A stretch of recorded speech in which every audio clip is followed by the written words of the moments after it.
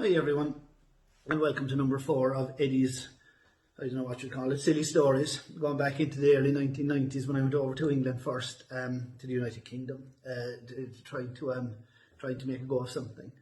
But nothing really specific to zone in on today, but I suppose there was a few things that happened along the way, and things are just dropping in out of my head now, so I'd be talking as they do, basically.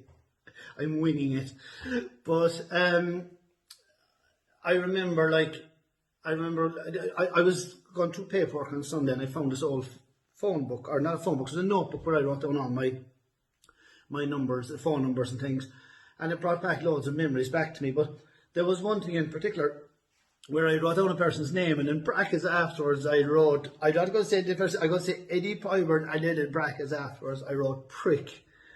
And I just took a look at it, and all of a sudden it all came flooding back to me, because like when we met loads and loads of really, really nice, honourable people, like in every business you're going to meet pricks and people that will try and mess you up, you know. And I suppose we were green, and in some ways we were like lambs to the slaughter. But like I've always, in this business all my life, I believed, you know, that your word is everything, and especially in the trading business, and your word is everything. If you don't have a word, you have nothing, and you really do need to get out then, you know, and you will be exposed fairly quickly. And the one guy up in this was in Scunthorpe in the UK. We drove all the way over to him, and he was all promises of this and that. And we used to buy a lot of oil cool welders at the time. No need to go into the specifics of what they are, but or I'd be boring you for the rest of the day. But they were kind of a good money maker at that time, and they were kind of a very, very old welder, and but the quality was unbelievable in them, Oxford and pickled bantam and that kind of stuff. And this guy had a shot at them, and we went over to him. And when we got over, anyway, it ended up he only had two that were suitable for us. And these things were heavy, very, very, very heavy. And we put two of them into the van, drove all the way back across the UK, and onto a ferry home to Ireland, West Galway, and took them out of the van, and only one of them worked. So rang him, got him on the phone, and remember going back over, and look, to make a long story short, he caught us again. And like my father, I was so angry over that, because my father used to always say, catch me once, shame on you, catch me twice, shame on me. But it is very rare I do something like this, but I went looking for him, we went back over again, and I was a lot younger and fitter than I am now, and I went looking for him and I couldn't find him. I took a day out of my life to try to track him down. We couldn't find him. We never found him, so we decided we'd leave karma deal with him, and we most certainly hope it does. Another time we were at an auction, like this is all part of the auction scene. I've got the sour grapes over this. Your man noticed told me the welders that didn't work, really angry over that, because I knew that he knew. But the auctions, look, you pay your money, you take your chances, but in Chelmsford, I know I'm dropping names into places now because people can maybe relate to it in the areas that was in. There was an auction in Chelmsford in the UK. I think it was like in Old Mart or something, or in the Mart or something like that.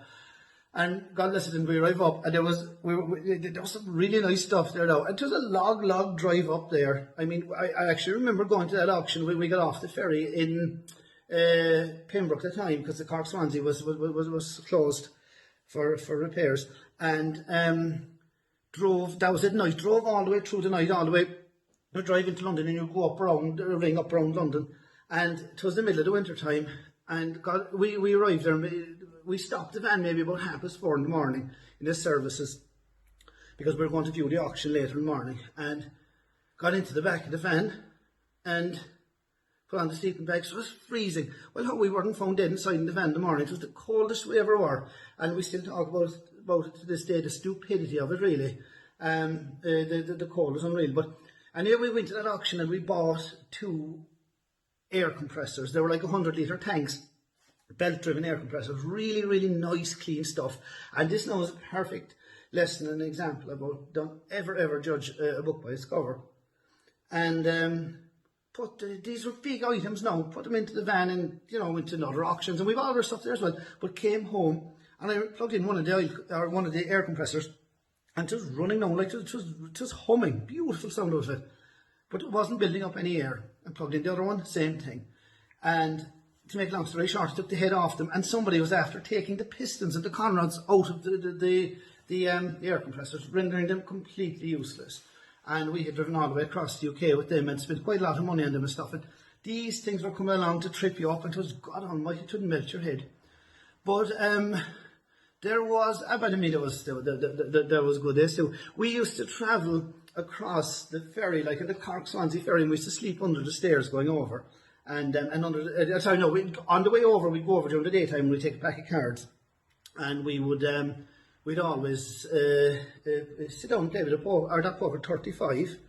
And for the day, these things are so much simpler then. And there'll always be people now being the table next year, some table around you, and they'd like to join in the game, and you'd make friends that way. They'd sit down, you'd be playing 35. The ferry crossing was about 9 hours going across.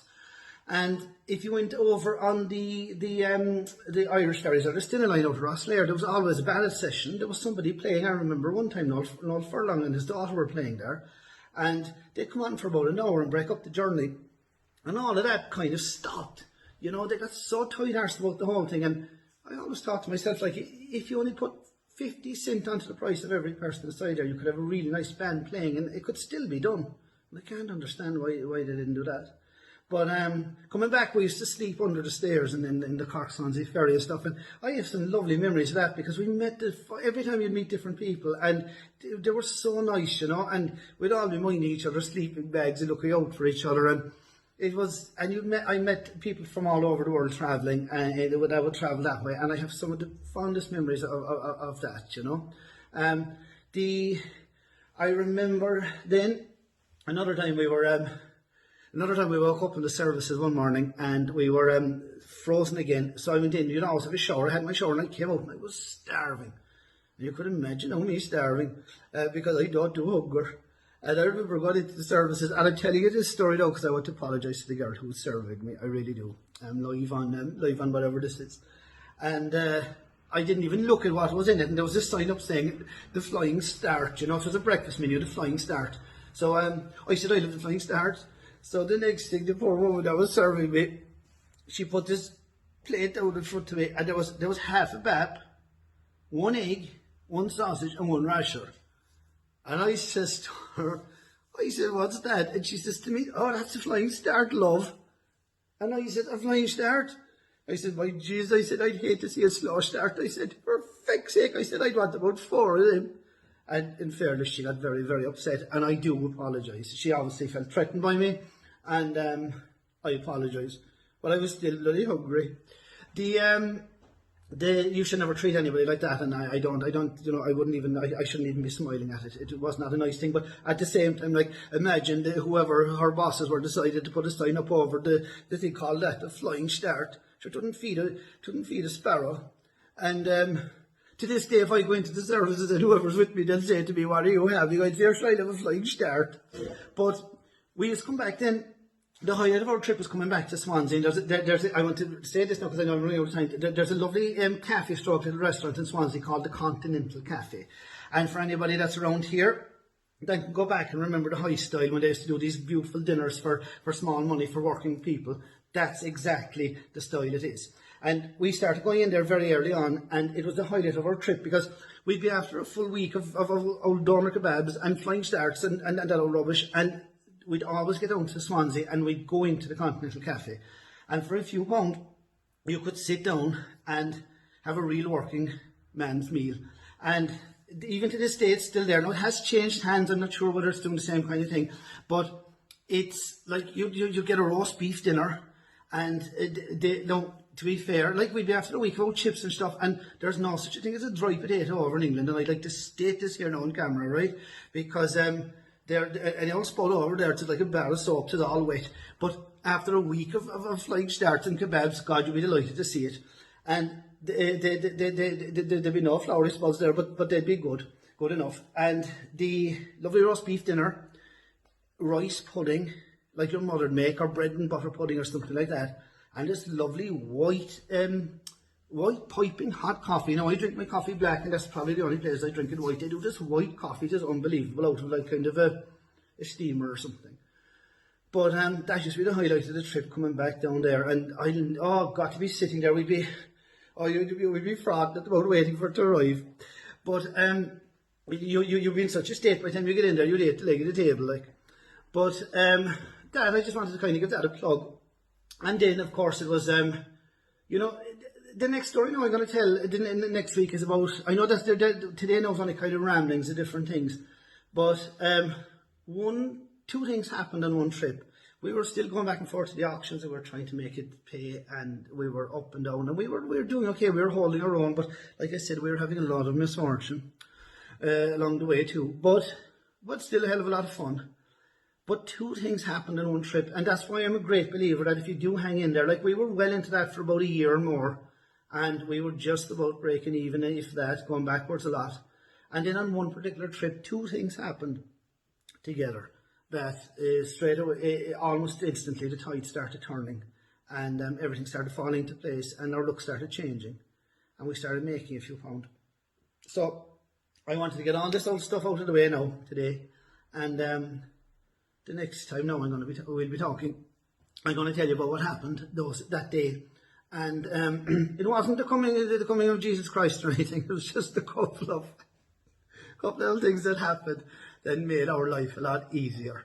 And I look forward to telling you about those, because I'm going to tell you about people, especially one friend of mine that's over there, and I'm going to name him because he's a wonderful, wonderful human being, and I want to. I'm looking forward to an opportunity to state it on the social media and to talk about it. That's it for now. I hope everybody's keeping well, and we'll definitely talk soon. Keep listening, and it will get more entertaining again as we go down the line. Thank you so much, genuinely, for tuning in and watching this.